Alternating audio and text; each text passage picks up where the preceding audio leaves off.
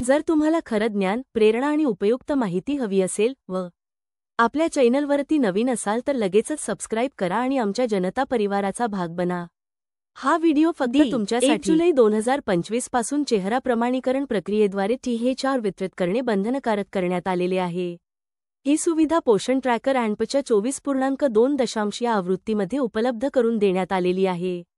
परंतु अद्यापही काही अंगणवाडी सेविका यांनी पोषण ट्रॅकर नवीन आवृत्ती 24.2 आपल्या मोबाईलमध्ये अपडेट डाउनलोड केलेले नाही असे दिसून येते। त्यामुळे सर्व अंगणवाडी सेविका यांना नवीन आवृत्ती 24.2 अपडेट डाउनलोड करण्याच्या सूचना देण्यात याव्यात, जेणेकरून त्यांना चेहरा प्रमाणीकरण प्रक्रियेने THR वितरित करता येईल।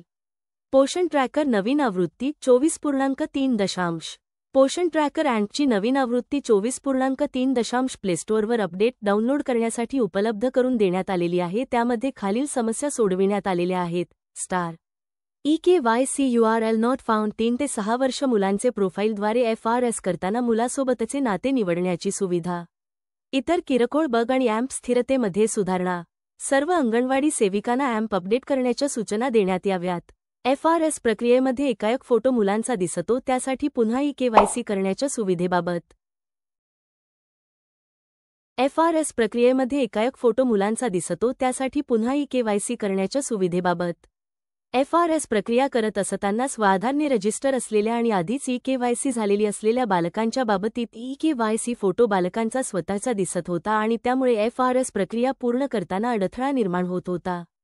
त्यासाठी संबंधित बालकांच्या बाबतीत त्यांच्या आई, वडील, पालकांची EKYC आणि फोटो काढण्याची प्रक्रिया करता यावी, यासाठी लाभार्थी इंटरफेस मध्ये अशा बालकांसाठी EKYC पुन्हा EKYC करा असा पर्याय उपलब्ध करून देण्यात आलेला आहे। त्यामुळे सर्वांना सूचित करण्यात येते की जिथे एकाएक फोटो बालकांचा दिसत असेल तिथे आई, वडील, पालक यांची EKYC करून FRS प्रक्रिया लवकरात लवकर पूर्ण करून घ्यावी, जेणेकरून संबंधित बालकांना चेहरा प्रमाणीकरण पद्धतीने THR वाटप करता येईल। टिप: हा बदल करता असताना EKYC आणि फोटो काढणे या दोन्ही प्रक्रिया सोबत करणे गरजेचे आहे, जेणेकरून ती माहिती डॅशबोर्डमध्ये अद्ययावत होईल। फक्त EKYC केली असेल तर 24 तासापूर्वी फोटो काढणे आवश्यक आहे, अन्यथा पुन्हा EKYC करावी लागेल। ज्यांनी मुलांचेच फोटो काढलेले असतील त्यांनी देखील या प्रक्रियेद्वारे आई, वडील, पालक यांची माहिती अद्ययावत करायची आहे।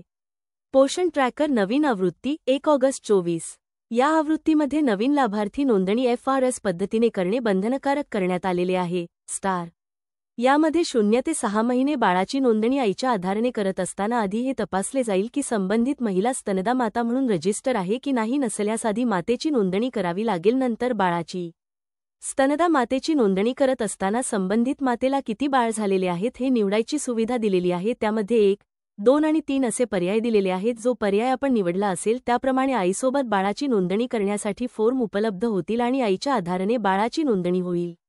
यामध्ये 0 ते 6 वर्ष मुलांची नोंदणी करताना FRS प्रक्रिया असल्याने केवळ आई, वडील, पालकांच्या आधारानेच नोंदणी करता येईल। बाळाचे स्वतःचे आधार कार्ड उपलब्ध असल्यास नोंदणीनंतर आपल्याला जोडता येईल। यामुळे अंगणवाडी सेविका यांना नोंदणी करत असताना येणाऱ्या अडचणी आता सुटतील आणि नवीन लाभार्थी यांची FRS प्रक्रिया देखील पूर्ण होईल। जर तुम्हाला खरं ज्ञान, प्रेरणा आणि उपयुक्त माहिती हवी असेल व आपल्या चॅनलवरती नवीन असाल तर लगेचच सबस्क्राईब करा आणि आमच्या जनता परिवाराचा भाग बना।